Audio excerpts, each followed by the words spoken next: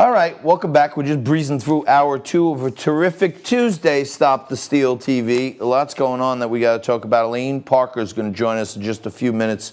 She's the Chief Communication Officer at the Job Creators Network. Now, one of the things that Donald Trump ran on 4 years ago was jobs, jobs, jobs. He was going to bring manufacturing jobs back to America. He was going to flatten out the trade wars with China and put us on a stronger footing to compete on the global stage. All those things started happening.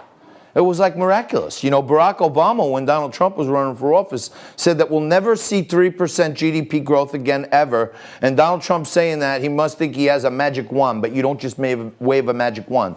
Lo and behold, bing, bing, newsflash, we went well over 3% before the scamdemic, and we're actually over it again.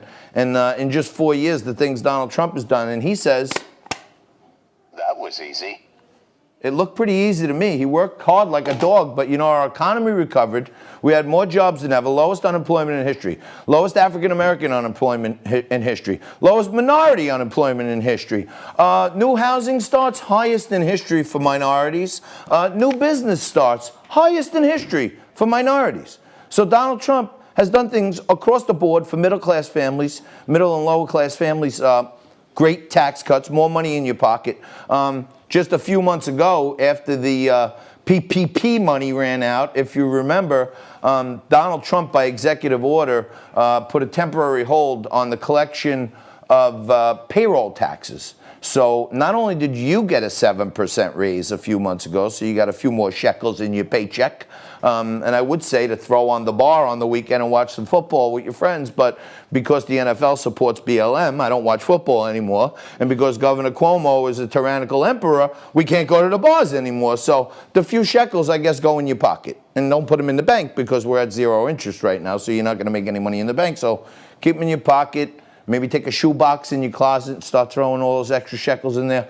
Or save up even more, because come January, if Joe Biden's the president, he's already said that he's going to remove that executive order, so you're going to get a 7% cut in your pay. And by the way, when you put your 7% in from your paycheck, your employer actually matches that too. So your employer puts 7% in. So right now, while you're getting the extra 7 in your pocket, your employer doesn't have to make his deposit to the IRS, so he has an extra 7 in his pocket.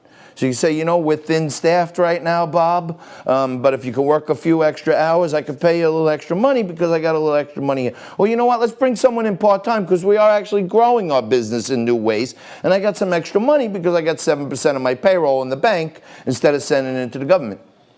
Their 7 and your 7 are going to be gone very soon. So if you're sitting there in your house thinking, well, I don't want to speak up against all these new rules, and I don't want to fight back and make sure we win Georgia, and I don't want to believe that we can still win the election because the Black Lives Matter and Antifa folks might get mad at me, now's about the time you want to start standing up because your paycheck's going down. By the way, Joe Biden, as part of his tax plan, he says if you make over $400,000, your taxes are going up. But everybody under that, you're okay, okay? Now, 80% of the small businesses in America make gross $387,000 a year. So it was very cleverly put together, his tax plan, because small businesses, which are mostly LLCs, they get pass-through treatment on the income that comes in. So $387,000 puts you just under that threshold.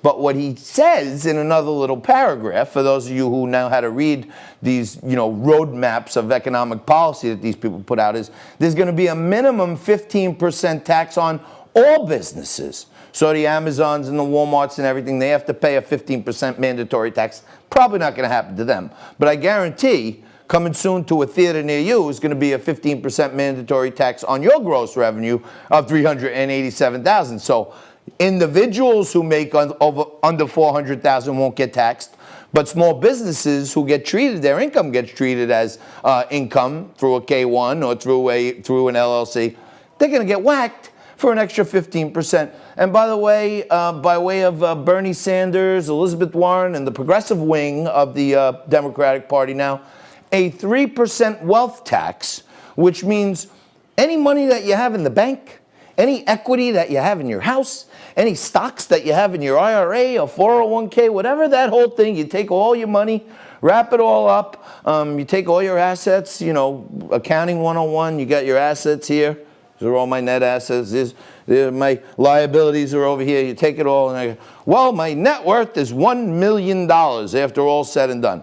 They're coming in and saying, even though you pay taxes on that money, we're going to charge you a 5% wealth tax. So they actually want to charge you tax on the money you've saved and invested wisely for your future on money that's already been taxed.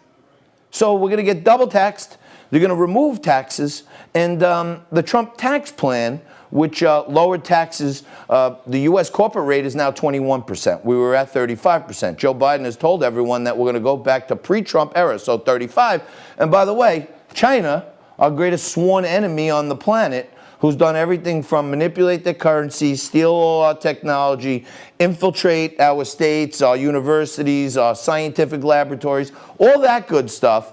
And at the same time, China is going to be right in the back pocket where they've always been of Joe Biden. Joe Biden will be in their back pocket, if you ask me. But all the norms we know are soon to be gone if we don't fight for the president and we don't fight like hell to keep Georgia and keep the Senate.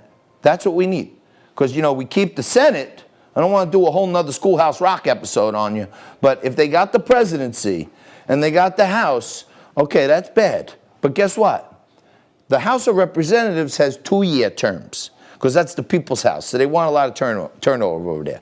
The Senate has 6-year terms. That's why they call it the deliberative body. So they can do all the craziness they want in the House. To get it to the president's desk, they got to go through the Senate. And if we got 51 or 52 votes in the Senate, when they send over and say, hey, we want to add 10 more Supreme Court justices to the bench, the Senate's going to say, boom, no. Well, we want to make Washington, D.C. and Puerto Rico and the Virgin Islands, we want to make them all states and give them electoral college votes. The Senate says, no. They say, well, we're going to put a tax on guns. The First Amendment is freedom of speech, freedom of religion, all that good stuff, freedom of expression, right? And then right after that, number 2, the right to bear arms, which is highly under attack. And Joe Biden and Kamala Harris have already said that they're going to tax guns. So if you have a gun, you got to go down to Walmart or whatever the chosen vendor is, and you got to get it etched, get a number put on it or something, and you got to pay a tax. And if you don't want to pay the tax, oh, wow, that's no good. I don't want to pay a tax just to own a gun. All right, turn it in. And many people are saying it's almost like voluntary confiscation, where if they tax you, they're making it harder for you to own something that is a constitutional freedom that you were given to protect your family. And by the way, there's this little old thing called the Constitution that we kind of forget about a lot. But the reason that the Founding Fathers and those after them thought that people should have the right to bear arms was not to prevent your neighbor from coming over and stealing a few corn stalks from your farm. It was so that people can organize in a militia in the event there's a tyrannical government. So that's why they said we cannot disarm the people. They have to be armed because absolute power will come down and crush the people if they're not armed.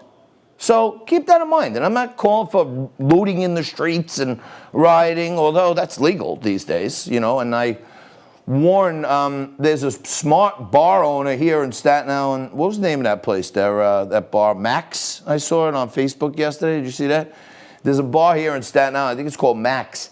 They put signs outside their restaurant bar and on the windows, NYPD, sheriff, do not enter, autonomous zone. So they named their restaurant bar an autonomous zone, and they're calling themselves a sovereign entity from the laws of New York State. And if you remember, out in Seattle, when they claimed the autonomous zone, they took over the precinct, they were looting in the streets, they formed their own tribunal government in there. And the mayor of Seattle said, it's like a street fair. Well, it's going to be a summer of love.